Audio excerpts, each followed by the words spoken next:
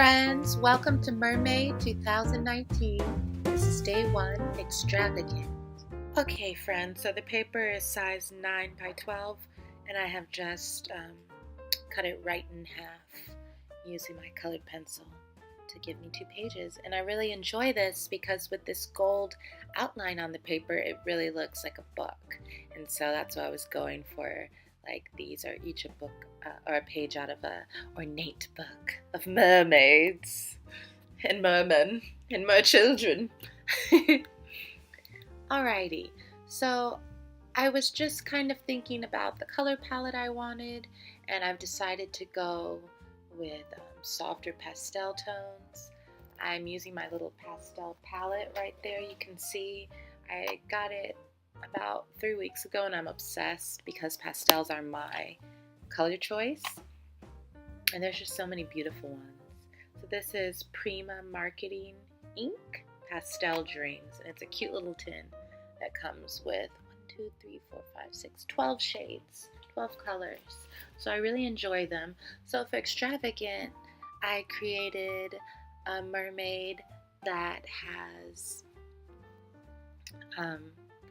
really beautiful natural hair. It's really tall, almost in kind of like a bouffant, kind of a Marie Antoinette look. And she has pearls, sea pearls, woven into it. And then I just wanted to make her a really beautiful, kind of like a sea green, a mint green, a Tiffany blue. I wanted to work in that kind of color palette genre.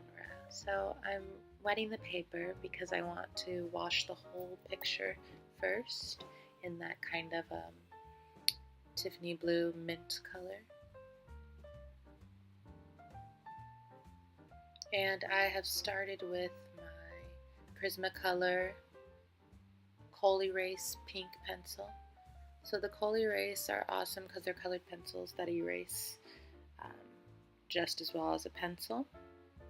As I have Prismacolor Verithins, and they have a sharper point and they do not erase well.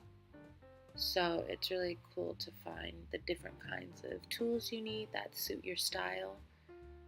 I was introduced to them by, I want to say Jacqueline De Leon, who's on YouTube. I think she's the one who uses lavender pencil. I'm not sure. I've watched so many different YouTubers. But I really love using the pastel pencils and just having that as my outline instead of using a black ink pen, which is nice for a vibrant, clean line. But I like the soft, kind of messy and like unhurried look that the colored pencil gives it. Gives it a soft pastel-y look. It just looks more dreamy to me. I'm really working on loosening up and creating more effects with the watercolor that I enjoy seeing when I look at watercolor.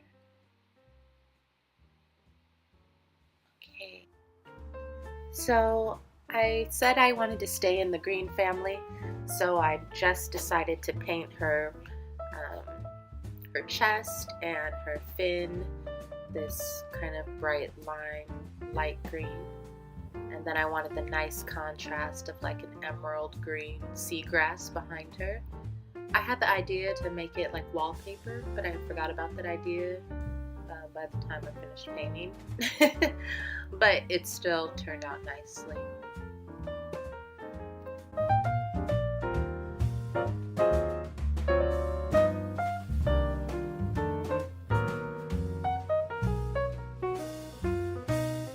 Just taking a little water on my brush to loosen the dark green a little bit, and then I'm reapplying some water to the brush and dipping it in that green that I used for the tail with a little bit more of a yellow hue to brighten it, and I'm going over the seagrass so that it has 2 tones. So it looks highlighted because when things move, there's light and there's shadow, so that's why I always put 2 colors in everything, or 2 tones or shades.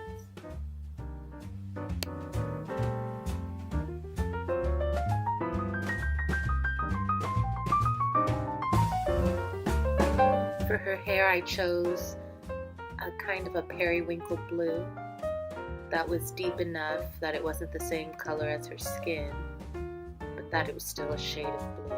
Because I just wanted her to be all blue and pink. A very serene, elegant color.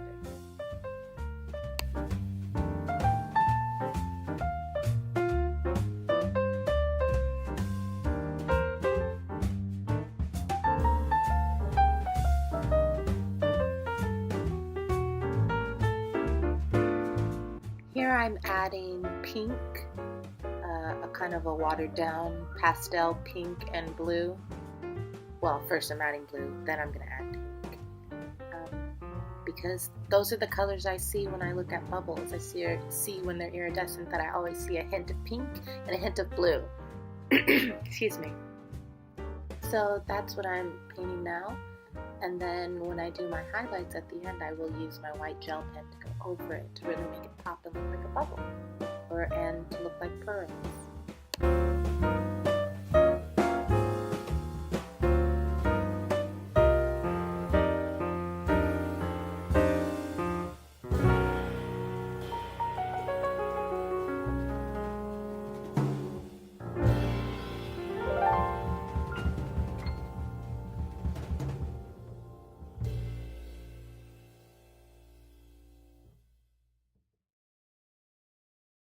Now the sea kelp is dry, so I'm going ahead and adding my second layer or shade.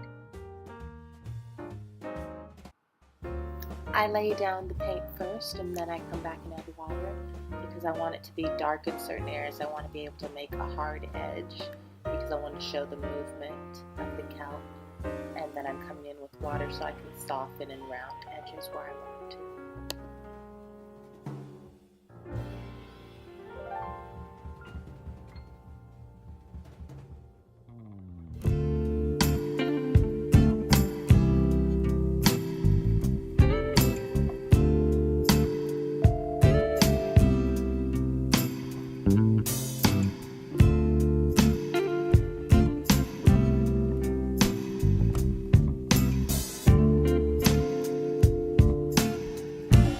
Here I'm coming in with a pinkish tone just to redefine the lines that were underneath.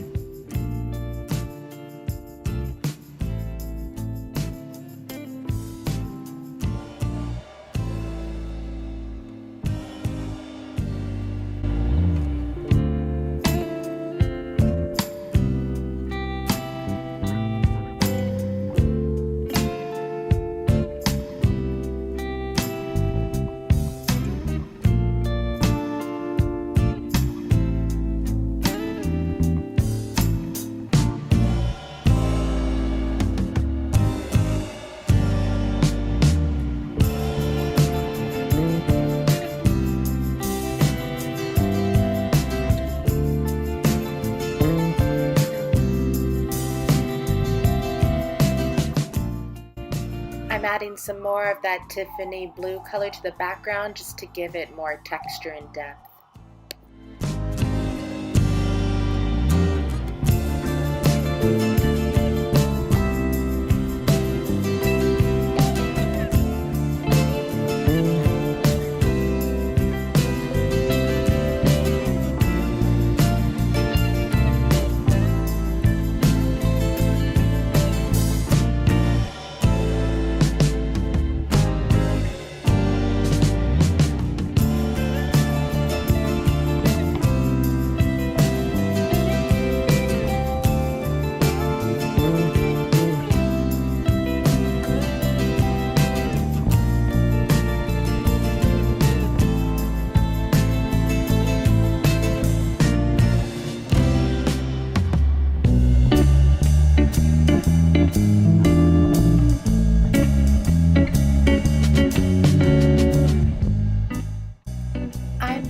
Outlining certain parts of the picture that I think could use a little bit more definition with the colored pencils.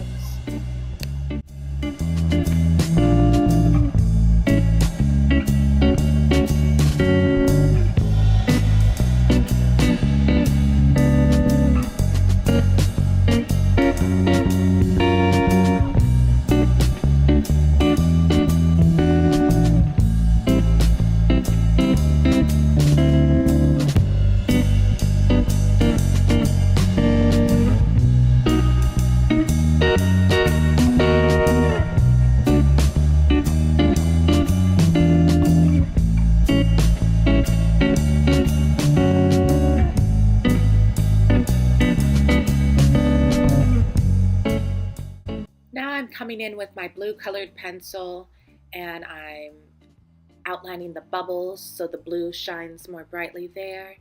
And then I'm going to come in with my blue Copic marker and just add some shading in areas on the skin where there would be a little bit of a shadow.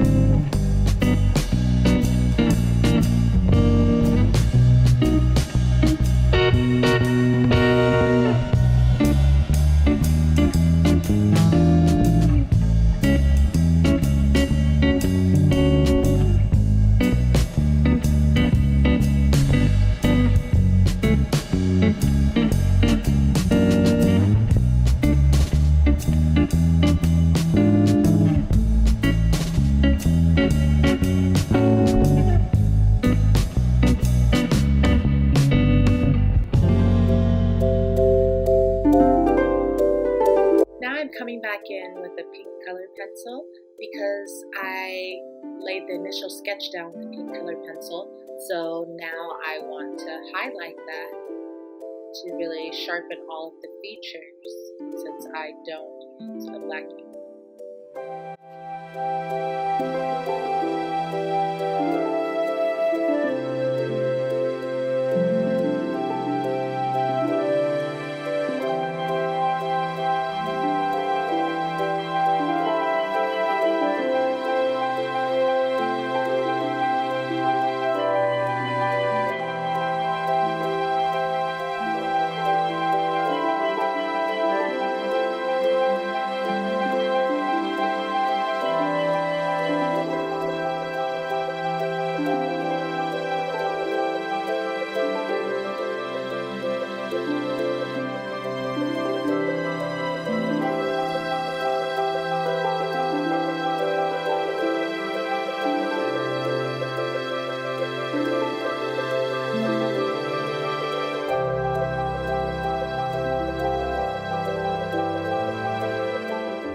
It's worth mentioning that as I'm going over the sea kelp and the bubbles, I'm going over them roughly so that I get a sketchy feel, so that it creates a line and that creates more texture and interest in the object.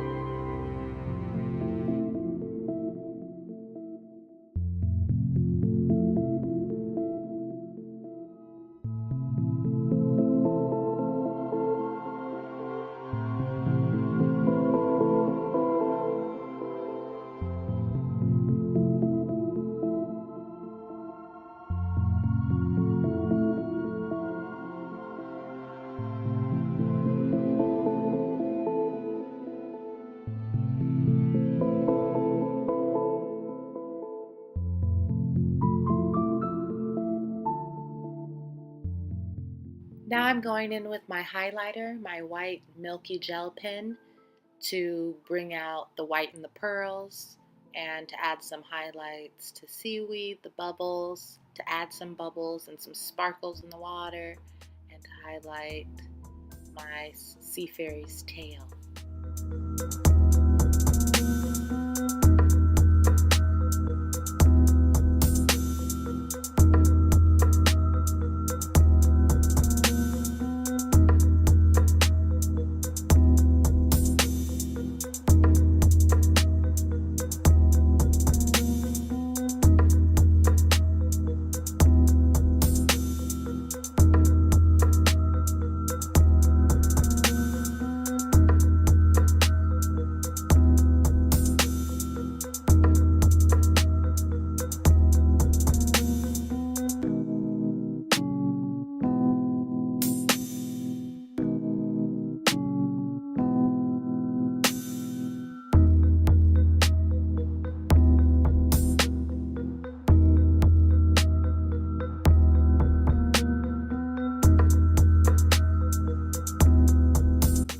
So here I wanted to add some more shadow, and I thought the marker would be perfect, but it ended up creating a weird spot on the cheek. I think because the paper had a little bit too much water, so it kind of tore. I don't know what happened, but it didn't look good. But we can always fix everything, so I just really watered down some of the same blue tone I used for her skin, and I put it over the cheek so that it would form kind of like a blush. I put that on the other side of the cheek and then around the eyes and like some shadow areas, or some areas in shadows on her body, so that I could bring that same blue tone throughout. And I love sparkles, and she definitely needed some for like the gold links on her pearls, on her headpiece and her ring. So I'm just using my gold glitter sparkly gel to get those accents. And that brings our first MerMay video to an end, friends. Thank you so much for watching. I hope you will come back to watch the next 6 free videos. And if you would like to see more of these real-time videos with voiceover, that you will join me on Patreon.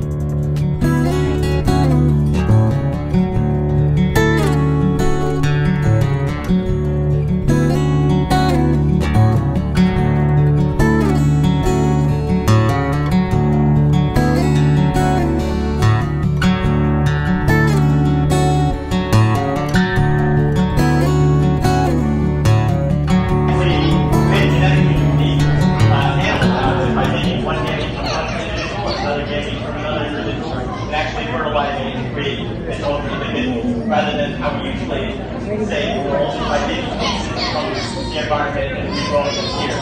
Out in the environment, they're going to grow maybe 1 or 2 inches here. Here in the Florida Aquarium, we figured out a way under ideal conditions to grow coral up to 10 to 12 inches. So we're doing a lot of work. We plan to be rescuing our coral reef here in Florida. Yep, so we have what's called coral trees that are a really great way for them to grow. So if you look at the corals alive exhibit, it's that white, like PVC type thing. And so they can grow face down instead of face up like they would in this environment. So if they grow face down, then they have to go towards the light. So they're going to be growing faster to get back towards the light. So that's a way that we can make them grow. Anybody have any questions about